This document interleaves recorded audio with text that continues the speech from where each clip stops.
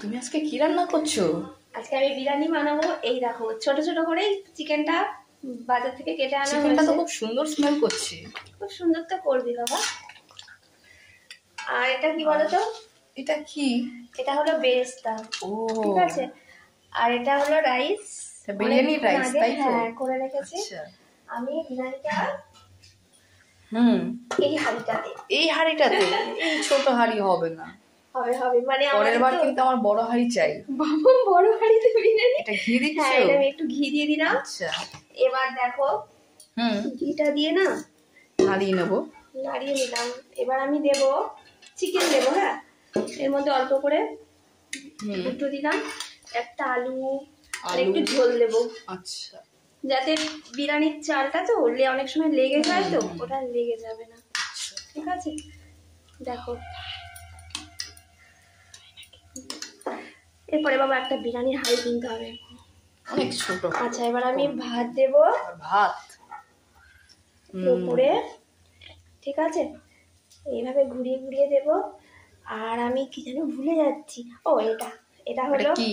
এটা কেওড়া জল। কেওড়া জল এই অল্প অল্প করে দেবো। ঠিক আছে। আচ্ছা কেওড়া জল আর এটা গোলাপ জল, সব অল্প অল্প করে মানে পার্ট পার্ট দিতে থাকবো। ঠিক আছে। এবার দেখো একটু বেরেস্তা দিয়ে দিলাম। আমি না শুধু ভুলে যাচ্ছি, বিরিয়ানির মশলা আছে। আর দেখো এই যে বিরিয়ানির মশলাটা আমি একটু দিয়ে দিলাম। দোকানে গেলে বিরিয়ানির মশলা বললে দিয়ে দেবে। হ্যাঁ ওটা একটু কড়াইতে টেনে নিয়ে মিক্সি করলেই হয়ে যাবে। আচ্ছা তার উপরে আমি একটু ঘি, অল্প করে একটু ঘি দিলাম। ঘি যত দেবে তত বেশি টেস্ট হবে, কিন্তু তোমার বাবা তো বেশি ঘি খেতে চায় না। আচ্ছা এর উপরে আমি আবার চিকেন একটু মশলা এইভাবেই দিতে থাকলাম। মাংসটা এত সিদ্ধ হয়েছে যে মাংস ভেঙে যাচ্ছে, প্রচন্ড পরিমাণ সিদ্ধ হয়েছে। খুব ভালো টেস্টি হবে। তুমি তো খাবে। তো দেখো আমি এরকম লেয়ার দিয়ে দিয়ে ওইভাবেই মাংস আর এরকম ভাত দিতে থাকবে। আর এটা পুরো লাস্ট।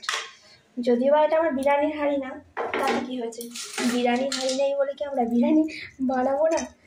একটু বেরেস্তা লাস্টে একটু বেশি করে দিলাম, অনেকটাই বেরেস্তা আছে, যাক দিয়ে দিই। আর সাথে দেখো বিরিয়ানির মশলা। ঠিক আছে, মশলা না দিলে কিন্তু বিরিয়ানি হবেই না। আর সাথে এটা হলো কি মনে হয়, এটা কি জল বলো? গোলাপ জল। গোলাপ জল। আচ্ছা এই কেওড়া জল দিয়ে দিলাম। আর একটু ঘি, লাস্টে ঘিটা একটু বেশি করে দিতে হবে। উপরে থাকবে সব নিচে যাবে, তাই তো? হ্যাঁ গরম গরম ভাবে। আর দেখো এটা আছে আতর। এটা এক ফোঁটার বেশি দেবে না, আমার যেহেতু অল্প চাল, 800 মতো চাল নিয়েছি, বেরোচ্ছেই না। দেখো আমাদের বিরিয়ানি রেডি হয়ে গেছে এখন, খুবই সুস্বাদু আর এতই সুগন্ধ বেরোচ্ছে বলার মতন না। আমি তো আর দাঁড়াতেই পাচ্ছি না একদমই। আমি এক্ষুনি খাওয়া শুরু করে দেবো এটাকে। আপনারা জানাবেন যে আপনাদের রেসিপিটা কীরকম লাগলো।